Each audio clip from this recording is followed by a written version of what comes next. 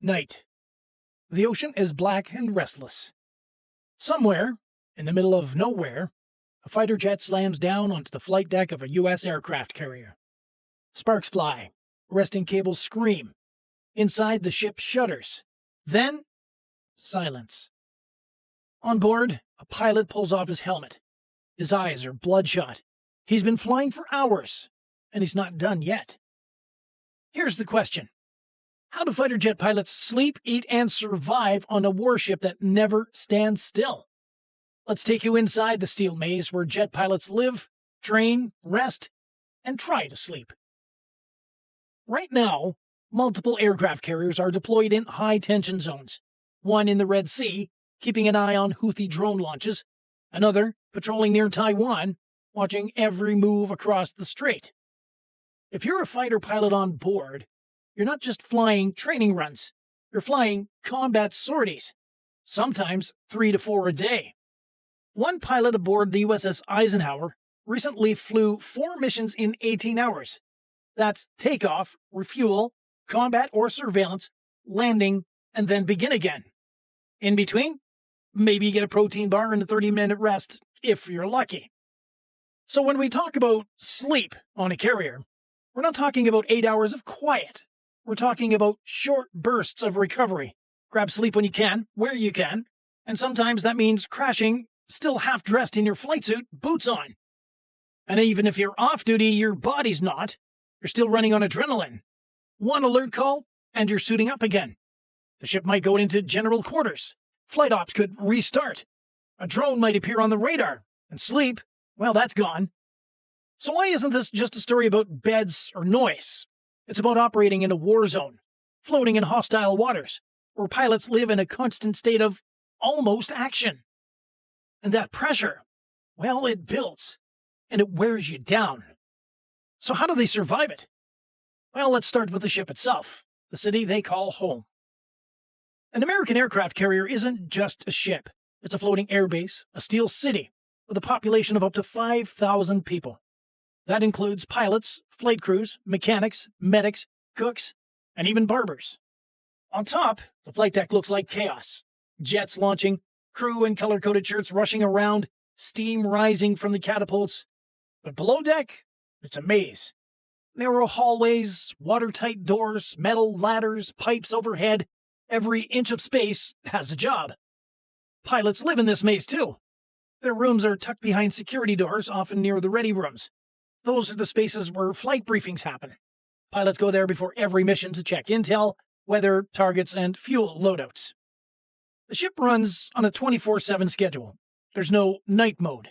The catapults fire at 2 a.m. just like they do at noon. And the ship doesn't just float, it pulses. Turbines hum constantly. Elevators move jets between decks. Every landing rattles the walls. So for fighter pilots, this is home. A loud, shaking, moving steel pressure cooker.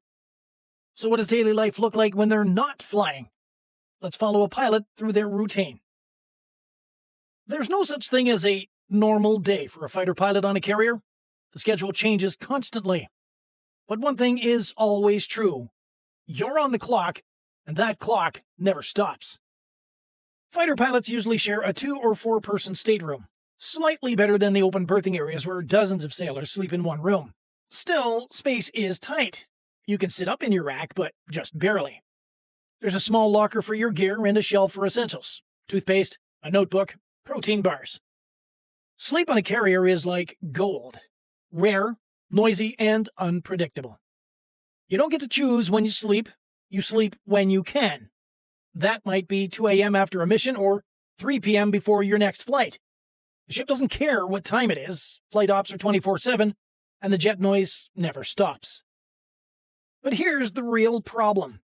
Adrenaline doesn't just turn off. After a combat sortie or even after a high-stress landing, your brain is still racing. You replay every move. You think about fuel levels, missed comms, close calls. Your body's down, but your mind isn't. And then there's the sudden wake-ups. You might be off shift, mid-nap, when the 1MC, the ship's intercom, crackles to life. General quarters, all hands, man your battle stations. You're up, boots on, half awake, adrenaline back. According to the Navy, chronic fatigue reduces reaction time, focus, and memory. After 17 to 19 hours awake, your performance drops to the same level of having a blood alcohol level of 0.05%. That's the legal limit in many countries. Pilots can't afford that. Lives depend on alertness. So they train to rest fast, to reset quickly, to fall asleep on command, even in a metal box shaking like a washing machine. And after sleep, you need fuel, time to eat. Food on a carrier isn't fancy, but it's fuel. And when you're flying fast jets and burning calories under pressure, you need every bit of it. There are 4 main meal times on the ship: breakfast, lunch, dinner, and midrats, short for midnight rations. Midrats are made for the night crews and pilots coming off late missions. Think eggs, sausages, pasta, soup, or rice. Comfort food at odd hours. Most pilots don't sit down for long meals. You eat what you can when you can grab it. Grab a tray, wolf it down, move on. You're not here to wine and dine, you're here to stay sharp. And yet, there are favorites. Navy pilots will tell you the soft-serve ice cream machine is legendary. Some swear the Chili Mac is better than any restaurant. It's not gourmet, but it gets the job done. If you need snacks between flights, or toothpaste, or socks, or deodorant, you go to the ship's store. It's the carrier's mini supermarket. It sells everything from energy drinks and protein bars to razors, painkillers, notebooks, and playing cards. Supply is limited and items go fast. If a shipment of Pop-Tarts comes in, don't wait. Some pilots keep personal stashes in their racks. Granola bars, caffeine gum, instant coffee. Because when you're running on 4 hours of sleep and 30 minutes to launch, you need something to keep you going. It's not about luxury, it's about survival and routine. But food can only solve so much. Let's talk about the mental side of this lifestyle. Flying a fighter jet is stressful. Doing it off of a moving ship in a combat zone on 3 hours of sleep? That's a different level.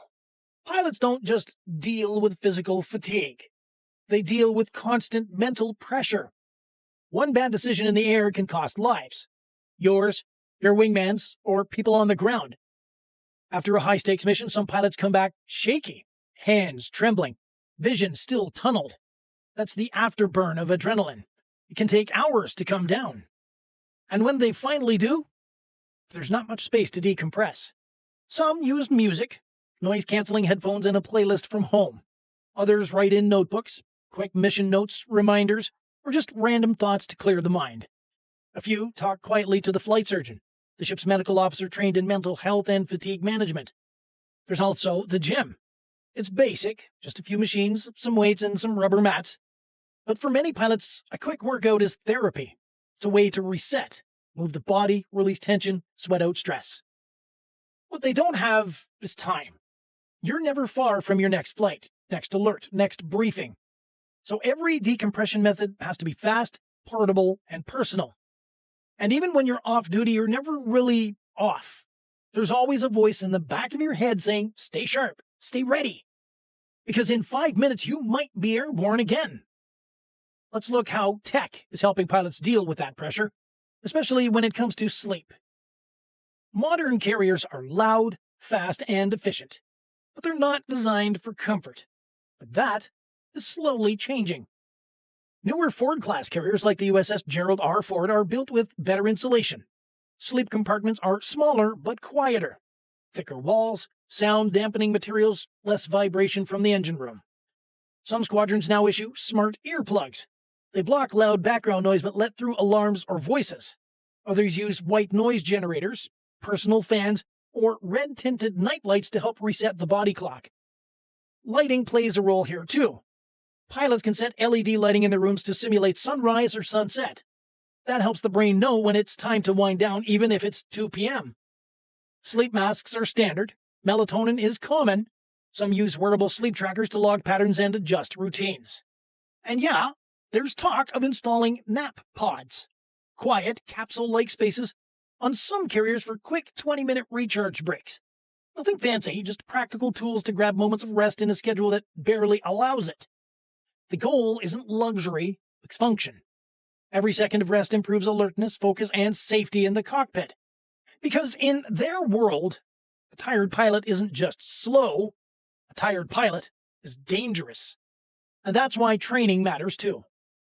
Fighter pilots don't just deal with fatigue, they're trained for it. From the start of flight school, the Navy exposes pilots to sleep-deprived conditions. You might fly a simulator after staying up all night. Instructors watch how well you react under pressure with minimal rest. It's not punishment, it's preparation. The idea is simple. Combat doesn't care if you're tired, so you train your body and brain to push through.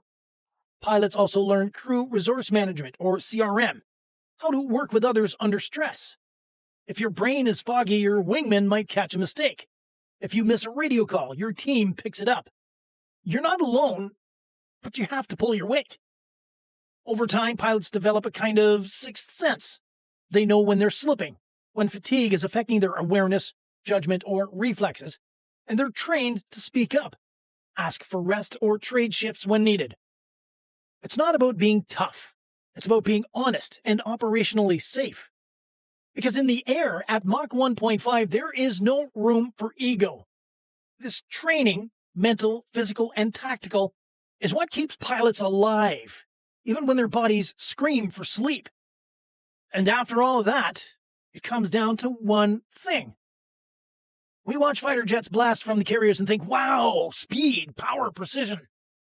But behind that cockpit glass is a human being running on 4 hours of sleep, pushing through noise, pressure, and stress that most of us will never know. These pilots don't live in luxury, they live in steel boxes. They eat fast, sleep late, and train harder than anyone. Not because it's easy, but because it matters.